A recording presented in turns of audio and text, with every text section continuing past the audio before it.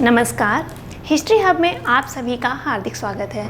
तो जैसे कि अभी तक हम लोगों ने 1853 के अधिनियम को देख लिया है, तो अब आगे बढ़ते हैं और एक अन्य अधिनियम देखते हैं। तो जो अगला अधिनियम है ये है 1858 का अधिनियम। तो जो 1858 का अधिनियम है, इस अधिनियम में क्या प्रावधान है हम उनको यहाँ पर देखेंगे। तो आप देखते हैं कि जो 1858 का जो अधिनियम है, इससे पहले 1857 पे आए। तो 1857 में एक विद्रोह हुआ था जिसको 1857 की क्रांति, 1857 की विद्रोह या सिपाही विद्रोह के नाम से जाना जाता है। तो जो 1857 का विद्रोह हुआ, ये एक बृहद लेवल पे विद्रोह हुआ और इतना प्रचंड था कि अब कंपनी को, अब ब्रिटिश जो सरकार थी उसको लगने लगा कि जो कंपनी की नीतियां हैं भारत में वो कितनी गंदी हैं, क्योंकि अगर नीतियां गंदी होंगी तभी तो कोई विद्रोह करेगा।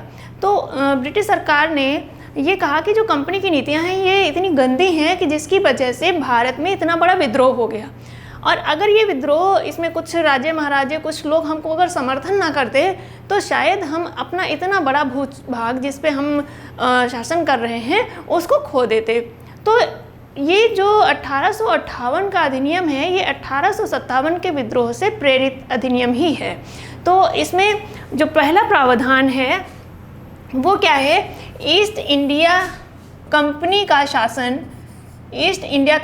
शासन समाप्त कर भारत का शासन क्राउन को सौंपा गया। तो जो पहला प्रावधान वो बहुत महत्वपूर्ण, कि जो ईस्ट इंडिया कंपनी है इसकी भारत में जो शासन प्रशासन की नीतियां हैं वो बहुत ख़राब हैं, उनके चलते विद्रोह हो गया। इसलिए अब भारत में ईस्ट इंडिया कंपनी क्या करने आई थी, व्यापार करने आई थी, तो व्यापार करे, लेकिन प्रशासन शासन ये सारा जो भी कार्य है ये अब चला गया किसके हाथ में, ब्रिटिश क्राउन के हाथ में, यानी ब्रिटिश की जो महारानी थी उनके हाथ में ये शासन चला गया।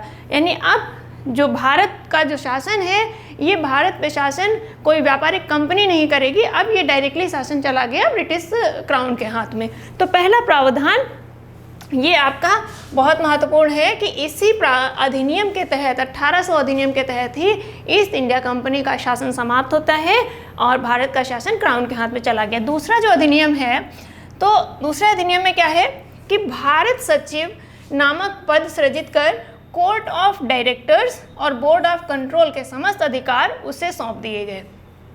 आप देखते हैं कि 1784 के पिट्स इंडिया एक्ट में एक संस्था का गठन किया गया था जिसको कहा गया बोर्ड ऑफ कंट्रोल। और उस बोर्ड ऑफ कंट्रोल में 6 सदस्य होते थे।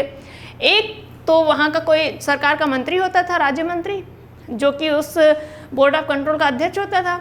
एक उसमें जो चांसलर ऑफ एक्सचेकर होता था और 4 सदस्य प्रिवी काउंसिल के होते थे। तो ये 6 सदस्य बोर्ड ऑफ कंट्रोल में होते थे। साथ ही साथ 24 सदस्य होते थे कोर्ट ऑफ डायरेक्टर्स में, जिनकी संख्या 1853 के एक्ट में क्या की गई थी, घटा करके 18 कर दी गई थी। तो 18 ये जो कोर्ट ऑफ डायरेक्टर हैं वो कितने थे, अब 18। और जो बोर्ड ऑफ कंट्रोल है, तो बोर्ड ऑफ कंट्रोल के कितने सदस्य, 6 सदस्य। ये टोटल कितने हो गए, ये टोटल हो गए 24 सदस्य।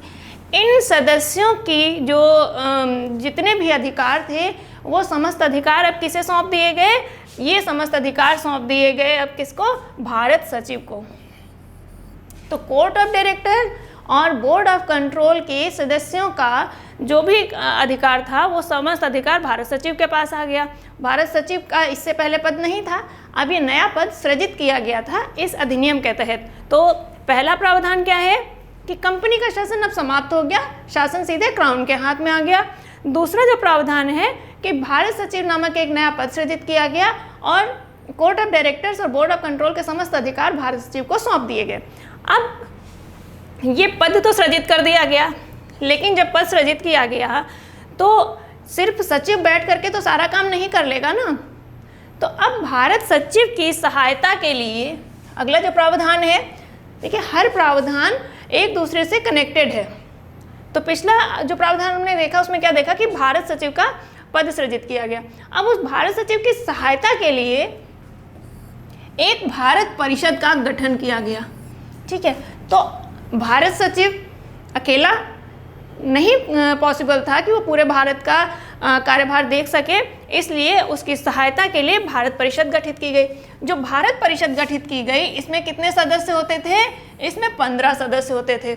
अब ये 15 जो सदस्य होते थे, यानी अगर हम भारत परिषद की बात करें तो भारत परिषद में कितने सदस्य होते थे? ये होते थे आपके 15 सदस्य।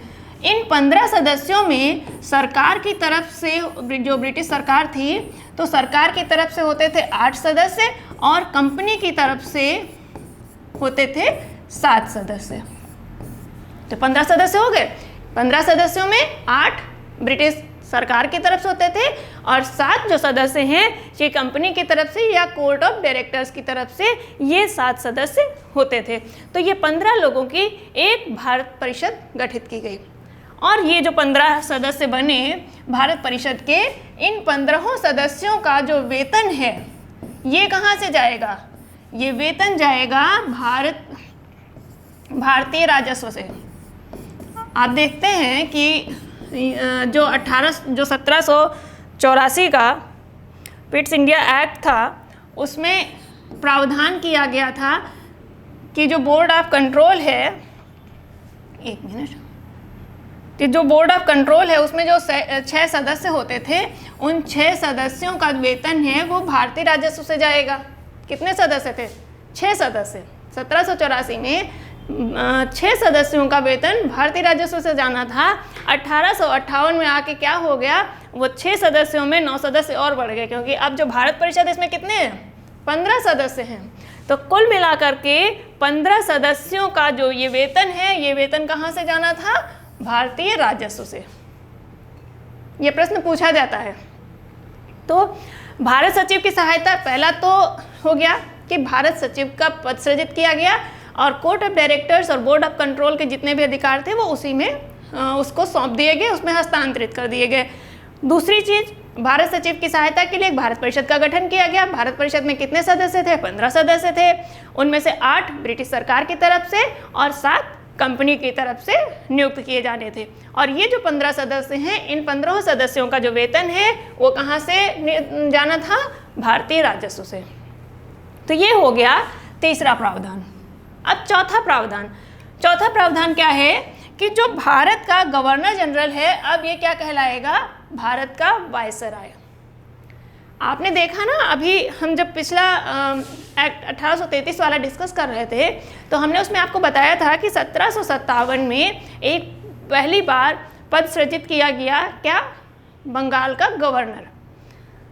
1773 में बंगाल का गवर्नर बना बंगाल का गवर्नर जनरल।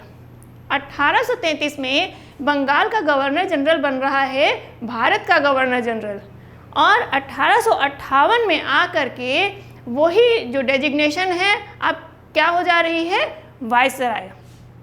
तो ये चारों आपको याद रखने हैं। और वायसराय, जो प्रथम वायसराय बना वो कौन बना? Lord Canning. तो यहाँ पे आपको क्या क्या चीज़ें याद रखनी है? आपसे पूछा जाता है भारत परिषद का गठन किस अधिनियम के तहत किया गया? 1858 के अधिनियम के तहत। भारत परिषद में कितने सदस्य होते थे? 15 सदस्य होते थे। थोड़ा सा और अगर कठिन करना चाहता है प्रश्न को तो पूछता है कि भारत परिषद में कितने सदस्य कंपनी की तरफ से नामित होने थे? 7 सदस्य। या उसको पूछ लेगा कितने सदस्य ब्रिटिश सरकार की तरफ से होने थे, तो 8 सदस्य आपके। तो ये सारी चीज़ें, जितनी भी डिटेल आपको यहाँ पर बताई जा रही है, सारी बहुत महत्वपूर्ण है। फिर पूछा जाता है कि भारत का प्रथम गवर्नर जनरल, भारत का प्रथम वायसराय कौन बना? तो प्रथम वायसराय कौन बना? लॉर्ड कैनिंग बना। क्यों? 1858 में कौन था गवर्नर जनरल? 1858 में कैनिंग गवर्नर जनरल था और इस 1858 के अधिनियम के तहत वो जो गवर्नर जनरल का डेजिग्नेशन था वो किस में ट्रांसफ़र हो गया, किस में चेंज हो गया? अब वायसराय। तो यहाँ पर इस अधिनियम के संदर्भ में ये इतने संदर्भ हैं जो कि महत्वपूर्ण हैं। एक बार हम लोग जल्दी से रिवाइज कर लेते हैं क्या क्या है। 1858 के अधिनियम में कंपनी का शासन समाप्त हो गया, ब्रिटिश क्राउन के हाथ में शासन चला गया। दूसरा, भारत सचिव का पद सृजित किया गया और जो कोर्ट ऑफ डायरेक्टर्स और बोर्ड ऑफ कंट्रोल के जो समस्त अधिकार थे वो भारत सचिव को सौंप दिए गए।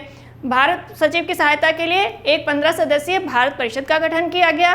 भारत परिषद में 8 सदस्य ब्रिटिश सरकार के और 7 सदस्य कंपनी की तरफ से नामित होने थे। उसके बाद जो ये भारत परिषद है, इसका जो वेतन है वो वेतन कहाँ से जाना था? भारतीय राजस्व से जाना था। साथ ही साथ अगला प्रावधान इसमें क्या हुआ है कि अब जो भारत का गवर्नर जनरल है वो गवर्नर जनरल के साथ साथ वायसराय भी कहलाएगा, यानी कि क्राउन का प्रतिनिधि भी कहलाएगा। तो इतने प्रावधान, ये 4 प्रावधान इस एक्ट से महत्वपूर्ण है और चारों प्रावधान के साथ में कम से कम 20 से 25 प्रश्न बनते हैं और वो जो 20-25 प्रश्न बनते हैं उन सब पर यहाँ पर चर्चा की गई है। अगर आप व्याख्या को सही से सुनते हैं और जितना भी यहाँ पर कंटेंट लिखा हुआ है उसको आधार बना करके आप नोट्स बनाते हैं, यकीन मानिए कोई भी परीक्षा देंगे, कैसा भी प्रश्न आ जाए गलत नहीं होगा, ये मेरा पूरा विश्वास है। तो ये अधिनियम, इस अधिनियम में इतना ही।